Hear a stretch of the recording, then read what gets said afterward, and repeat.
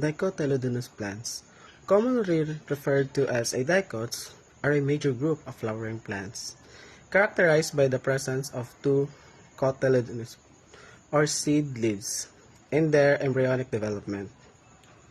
Dicots represent one of two main groups of angiosperm, the other being of monocotyledonous plants or monocots. The three basic parts. Roots. The roots allow plants to absorb water and nutrients from the soil. Monocots' roots are fibrous, meaning they form a wide network of thin roots that originate from the stem and stay close to the soil surface. Dicot roots have a central, which known as taproot, meaning they form a single thick root with lateral branches that goes deep into the soil. Stem. Stem makes stands tall, supporting their leaves and flowers. Vascular structures in the stem move water and nutrients upward from the root to the leaves and transport food downward from the leaves to the root. Monocot stems have bundles of vascular tissues scattered throughout where is. Vascular bundles in dicot stems are arranged in a ring. Third, leaves. Leaves are the plant's food factories. Leaves receives water, nutrients from the roots via vascular structures in the stem. They also absorb light and take carbon dioxide. Parenchyma cells in the leaves carry out photosynthesis to produce sugar that the plant can break down for energy later. Pores called stomata also carbon dioxide to enter the leaf and water vapor and oxygen to leave it. Dermal tissue refers to the plant epidermis, the outer layer of tissues that surrounds the primary body of vascular plants. This includes the roots, stems, leaves, flowers, fruits, and seeds. The dermal layer does not contain chloroplast and typically composed of a single layer of tightly packed cells. Vascular tissue is comprised of the xylem and phloem, the main transport system of plants. They typically occur together in vascular bundles in all plant organs, transversing roots, stems, and leaves. Xylem is responsible for the transport of water and dissolved ions from the roots upwards through the plant. Ground tissue includes all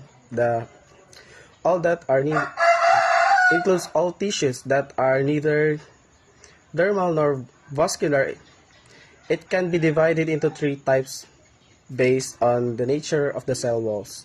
This tissue system is present between the dermal tissue and forms the main bulk of the plant body. Physiological support. Physiological support is given to plant cells, and as a result, the plant is held by water, exerting turgor. Protection. In dicot stems, the vascular bundles are arranged in a ring, like a dicot roots. Dicot stems are protected by an outer layer of dermal tissue called epidermis. Then, also similar to a dicot roots, dicot stems have a layer of ground tissue called the cortex beneath the epidermis. Epidermis. Dicot leaves have an upper and lower epidermis, and the lower epidermis contains several pores called stomata. Facilitate gas exchange and allow water vapor to exit the leaf. Having stomata only on its lower surface helps the dicot leaf conserve water while having most stomata open. Bulliform cells.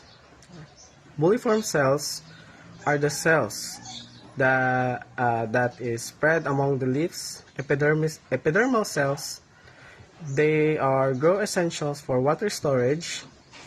During stress circumstance, multiform cells assist to roll leaves to avoid water loss through transportations. Therefore, they control the process of transportation. Glandular trichomes. Glandular trichomes, epidermal appendages found on the stem and leaves of the many plants. Store and secrete secondary metabolites in a species and cultivar-specific fashion. The accumulation of these toxic compounds at the plant surface may provide a first line of defense against insect, pathogens, and herbivores. Plant pigments are important in controlling photosynthesis, growth, and development of plants. Pigments act as visible signals to attract insects, birds, animals for pollination and seed dispersal. Pigments also protect plants from damage caused by UV and visible light. Stomata. Tiny openings or pores in plant tissues that allow for gas exchange. Stomata are typically found in plant leaves but can also be found in some stem specialized cells known as guard cells. Surround stomata and function to open and close stomatal pores. Trichomes. Epidermal outgrowths on plant shoots. Their roles in protecting plants against herbivores and in the biosynthesis of specialized metabolites have long been recognized.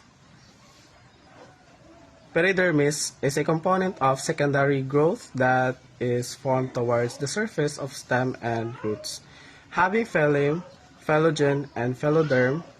Phloem or cork cambium develops in subdermal layer in the stem and found pericycle in roots. Its cells undergo bipolar division.